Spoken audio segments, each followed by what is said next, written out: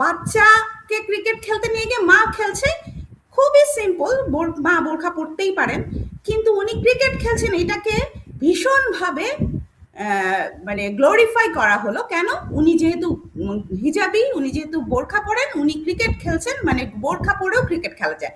উনি কিন্তু একটা শখের খেলা খেলছেন, উনি কিন্তু কোনো ক্রিকেটার না।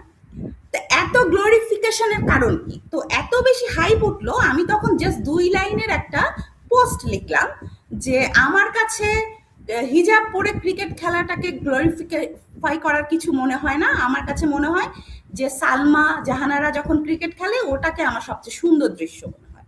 জাস্ট 2 বা 3 লাইনের একটা পোস্ট, আমাকে 7 দিনের জন্য অনলাইন থেকে চলে যেতে হয়েছে। 7 দিনের জন্য আমার মেয়েকে পর্যন্ত রেপ করা হবে এই কথা বলা হচ্ছে। আমাকে তো করা হবেই। হ্যাঁ? কেন আমি এই কথা বললাম?